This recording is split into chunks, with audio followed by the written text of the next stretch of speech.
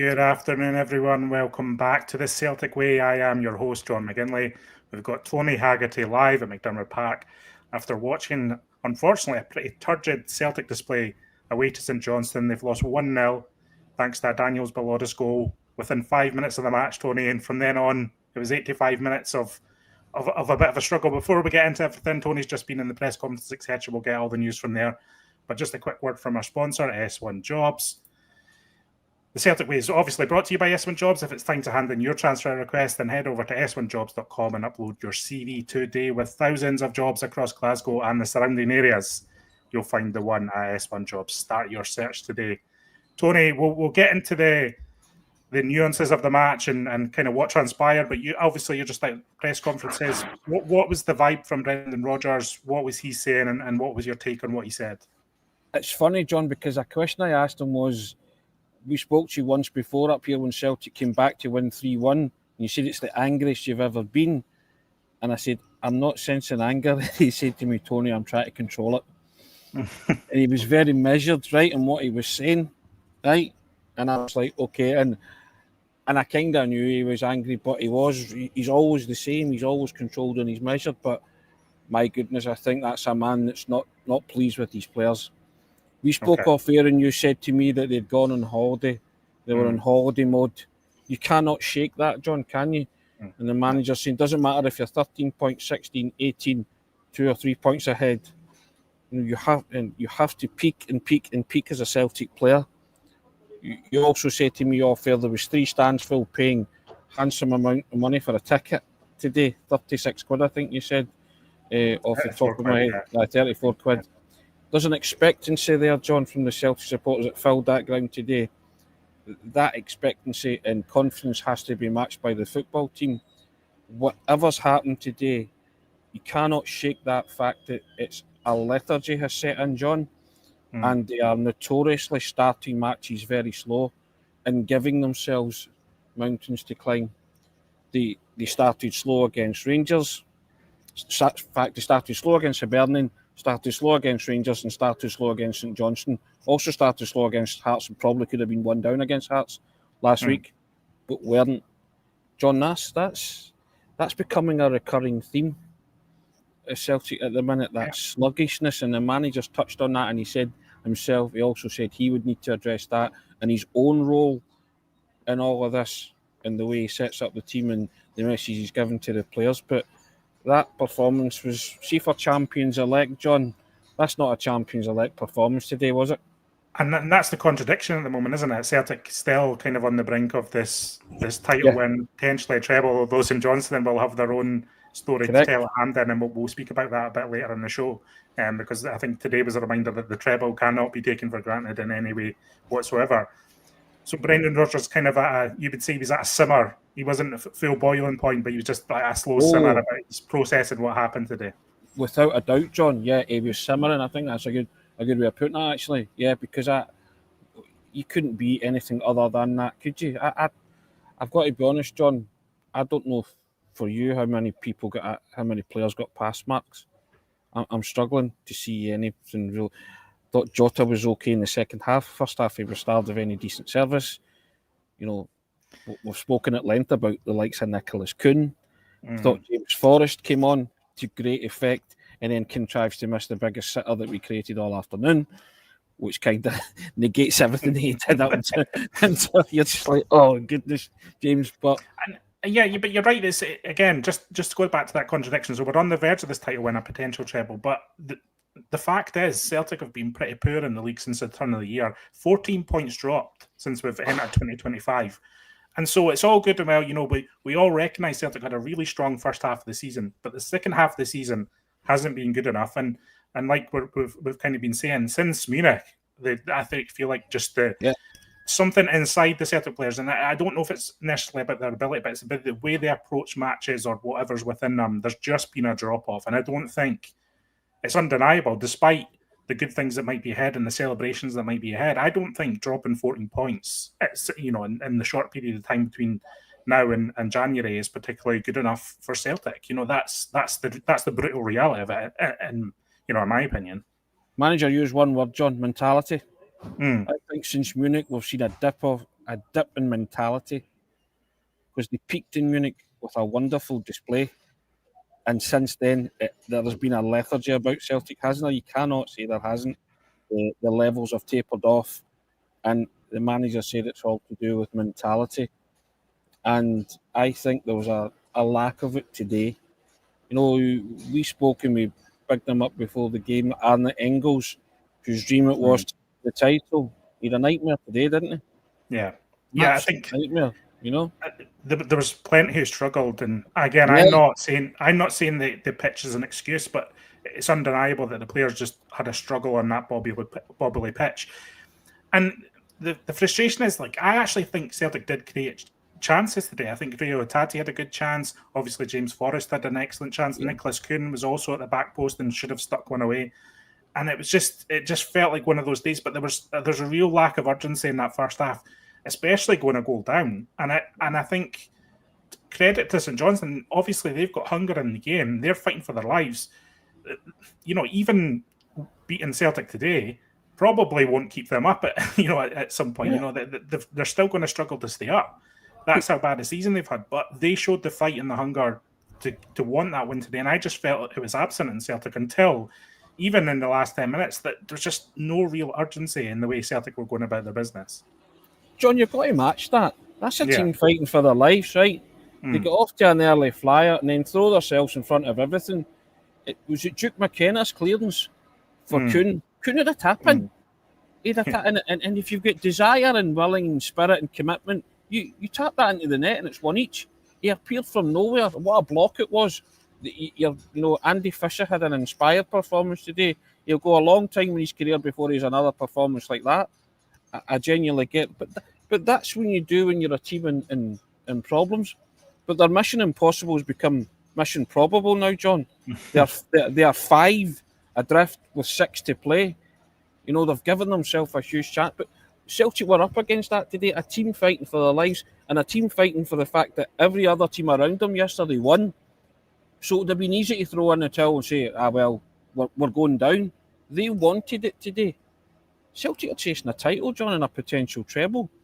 And you said it there yourself, and the players and the manager need to be reminded there is a lot of work to be done, because it ain't no given. That's a right warning shot over the bow for Hampden, because you can see St Johnstone adopting the same tactics, trying to score early and then just shutting up shop. And people say, Hampden will suit Celtic and all that. They find it very hard to break teams down that do that to them. And again, granted, they created chances there. I get that. And I wasn't having a go at Engels a minute ago. I was just picking him because we spoke about him, but he was one of many players that just didn't turn up on the day. And if that's got to do with mentality, then the manager has to raise that.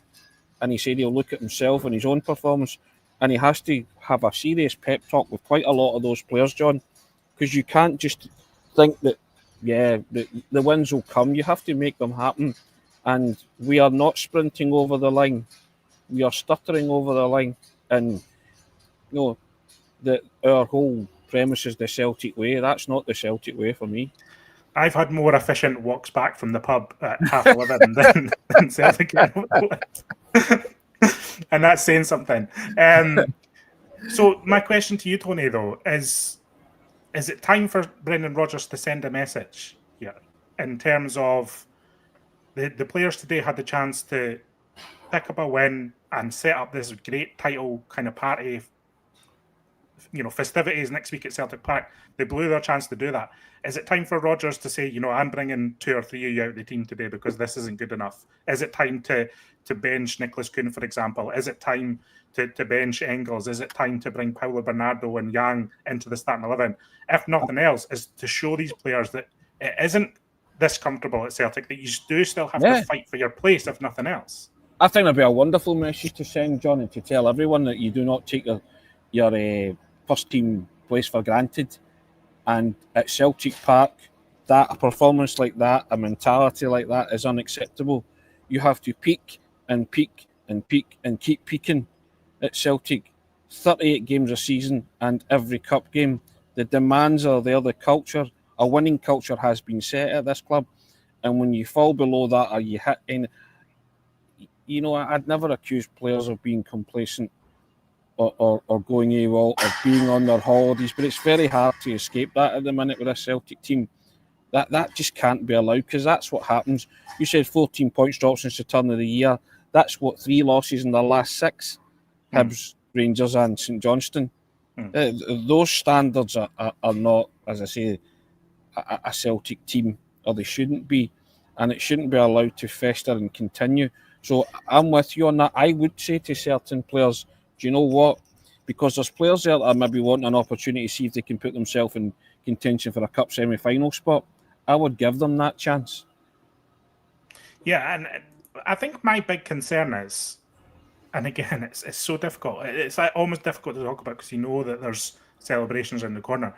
But my concern is that kind of festering, something festers in the squad of the team, drags into the summer, which I don't think can really be allowed to happen, because the summer is so important, and Celtic need to be have all their ducks in a row in terms of transfers off the pitch this summer, but just be super prepared and super hungry to really attack the start of the season next year because of that Champions League playoff that will be played. And I think it's not a long drawn out qualification process, but the playoff is so important. And my worry is, are Celtic kind of letting themselves drift a little bit here? Is this squad letting themselves drift? I know a few of them have been there and done it, and that's an issue. But I think from Brendan Rodgers' perspective, I don't think he would settle for that. If we were talking to him right now and we were saying, are these players drifting? Are these players, being distracted? I think he would say that's not good enough when you're a Celtic player. And I think if Brendan Rodgers is saying it, then the players need to take it on board. And there's no harm in supporters saying that either, or people who follow the club, because we can all see what's in front of our eyes. The players aren't playing at their potential from what we saw in that first half of the season. Yeah, a few bad games doesn't negate the marvellous position they've manoeuvred themselves into. But, everybody's guilty of recency bias. But I don't want it to become a malaise, John. That's what we're saying. Yeah. We're saying that, it gets nipped in the bud now. But you said that after the Hibs game, a blip. Said it after Rangers. That's, we gave ourselves a mountain to climb against Rangers, climbed it, and then threw ourselves off it once we got there. And then today, you're in title party mode, and then the champagne's been put on ice again. You in all of these matches, you had opportunities to go and grasp the nettle, and it's that tapering off, which is a worry and a concern. That slow start, and then not being able to affect football matches once you go a goal down or 2 goals down, as it was in the case against Hibs and Rangers. Granted, there was extenuating circumstances in the Hibs match where you probably could have and should have got a draw, but didn't. So, as you say, it's what the eyes are telling you. You're watching a team, having peaked for most of the season and played extremely well, got themselves into this kind of, unassailable position. But you wanted to see them take it on and really go to town and win the title by a handsome margin. And I've not seen that since the turn of the year, and probably since Munich. And that's a worry for me. And your point, we are pointing that out before it becomes, a concern, or at worst, a grave concern, that it does fester over in the summer and it becomes, because these playoffs are crucial to Celtic. We cannot let anything jeopardise winning a playoff match to get yourself into the Champions League proper. So, and I don't think the manager would allow that, as you say, but, the warning signs are there, so do something about it. Edward Lochary saying here, the slow start is killing us. And this brings me around to something you said before the match, Tony, where you said you woke up this morning and you felt up for this one. You felt up for it. You felt a sense of anticipation. And I think, something that's been so great about Brendan Rodgers' teams over the years in his first spell and his second spell is more often than not, they've answered the call of what the feeling of the Celtic support is. And so you're arriving at McDiarmid Park, you're feeling up for it. I'm sure the 3 stands of supporters were arriving at McDiarmid Park feeling up for it. It's not often Celtic get that kind of allocation. It was a little bit of a novelty, a little bit special. And players just didn't answer the call. And these slow starts, what is the theory behind this? What is it? You know, we've been talking about mentality, but it's almost concentration as well. Like they're just not switched on in these opening moments. They're not attacking these matches in the way that we know that they can. Yeah. And that's a concern, isn't it? This trend of slow starts in games. And it is a trend. You can't say it's not. They would have gone one down against Hearts last week. It was for Sinizalo and the Hearts players missing an absolute sitter with a head. They would have gone one down again. Granted, they got into a rhythm after that and recovered it against Hearts, but you're watching kind of Groundhog Day at the start of every Celtic match at this minute in time. Well, they're losing a poor goal, another poor goal again. John, bread and butter. The team didn't have to work hard for it. It's a simple cross into the box. It's not defended. Yeah. I mean, you talk about world-class basics. No, Celtic have not performed the world-class basics for the past wee while. Same goal they lost against Hibs. Simple pass carved the central defence open. Bhoys slots it in. Nico Raskin, near post header, gets a run and sloop. Smallest guy in the park. Again today, near post free kick, guy gets the deft touch on the header. These are things that can be addressed, surely. To my knowledge, I don't know what they work on at training. I've never actually sat and studied and watched a Celtic team at training. I would love to, because they seem to be losing similar types of goals, don't they? And performing those world class basics as we talk about was on the walls at the club. The set pieces are undoubtedly an issue for me, and again, I think you're right. And it also feels sometimes like they're trying to overcomplicate things a bit, especially in the passing combinations as Celtic are moving forward. Sometimes I feel like Engels and Hatate, they're just trying. They're not playing the easy passes. They're not helping Celtic build possession. They're either trying something too difficult or it's going backwards, and there's just that disconnect. I know it's difficult when a team sits in. I know how difficult that can be. But you're just wanting Celtic to get back to basics, as he said. If you can't do the basics, don't overcomplicate it. Don't get there. I don't know what for you today, but I thought there was a lot of neat stuff played, but it went nowhere, and a lot of it was intricate too, which wasn't needed. It was superfluous to me, superfluous passing for the sake of it. And I also felt that there was times in the first half when Jota was making some good runs, but he wasn't brought into the game because the preference was to shunt the ball out to Kuhn, and Kuhn was doing nothing with it. It's just what my eyes were watching were telling me. And I'm thinking Jota was more effective in the second half because he came into the game and he had a lot of the ball. And so I'm just sort of saying, look, you've got a talented player, both talented players on the wing, don't get me wrong, but one's starting to find his feet again. And I just felt that at times, and I agree with Hatate and Engels, there was intricacy there when it wasn't needed. And there wasn't a clarity and speed of thought and vision for me.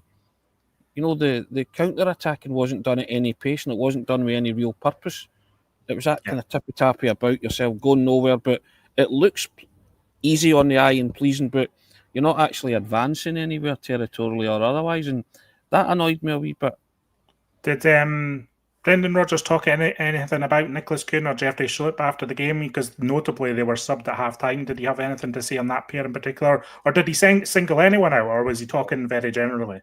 He was talking very generally. He never singled anyone out. He tends not to throw individuals under the bus, but I think they win and they lose as a collective. But I know when he was talking about the mentality that it was going to be aimed at certain players. I think those two that you named for a start, I think maybe Arne Engels as well would maybe get that message too. And and Austin Trusty possibly as well, guys like that who are experiencing this kind of thing for the first time, and that kind of tapering off of mentality. I think he'll be driving that message home. But the one thing he didn't absolve himself of any blame for what happened today, which I quite liked, because he said he would look introspectively at himself and his role in all of this and what he could have done better too. So that's fair enough. I get that you win and you lose as a collective. And he was very much on that page today. But Yeah, simmering, I think, was the word you used earlier, John. Simmering, and he was coming to the boiling point, I think, yeah. And I mean, actions speak louder than words sometimes. Brendan Rodgers not a manager, I think, who's minded to make too many changes at halftime. More often than not, he usually waits till the hour mark at least. So I think the fact he took Kuhn off and took Schlupp off sends its own message without having to weigh in on them in the press after the match. What do we make of Nicholas Kuhn, Tony? Because again, he's emblematic of this kind of good first half of the season, average to poor second half of the season.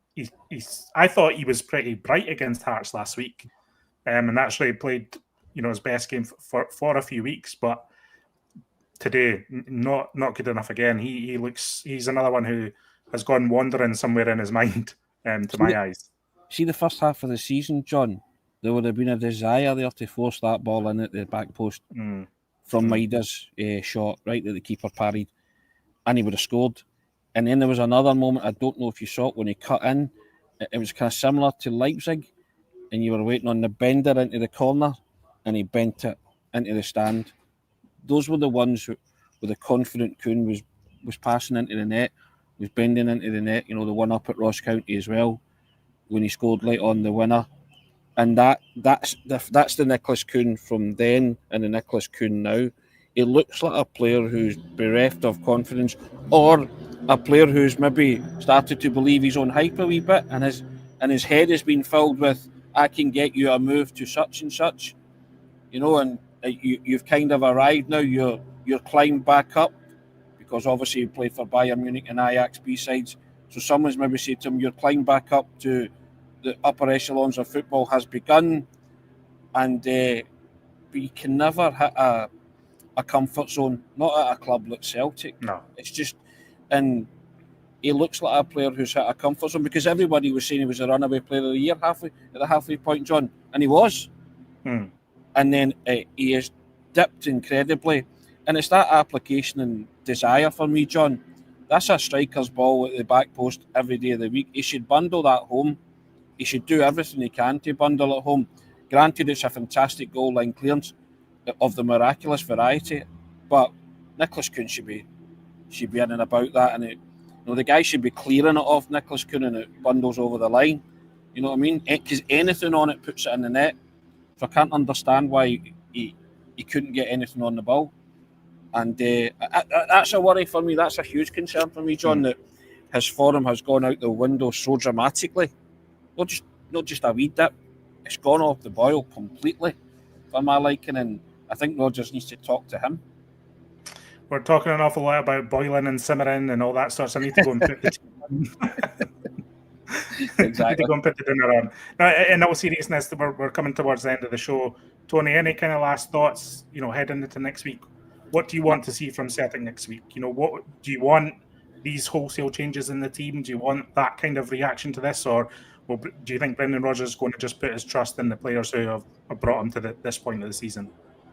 I would like a freshness, John, and I would like a reaction, and I would like a Celtic team to win.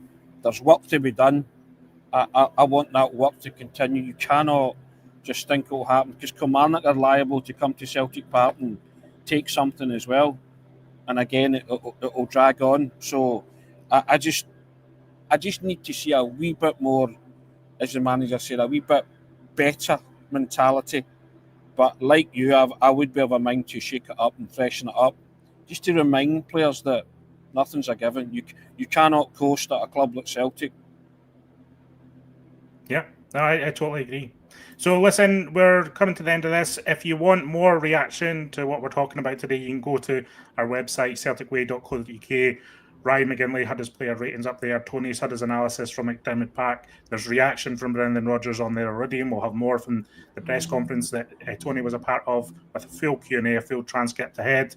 If you want access to our premium articles on celticway.co.uk, we've got a special offer for you at the moment. It's only £1 for 6 months, a full 6 months of access for £1, plus this free Jota print. That is an offer that people should be taking advantage of. I think it's a great bargain offer. Tony, yeah, not the day we wanted, not the day anyone wanted. We were also positive in the pre-match show, and it didn't quite turn out like that. But we'll be back later in the week. Hamish will be back on the show tomorrow as well, talking through everything. Yeah, Tony, I guess we'll safe journey up the road, and we'll see you again later in the week. Thanks very much. Appreciate that. Take care, guys. Yep, thanks to everyone in the chat who's joined us. We'll see you tomorrow, and we'll be chatting in the build-up to the Kilmarnock game at Celtic Park next weekend. Good afternoon, and see you later.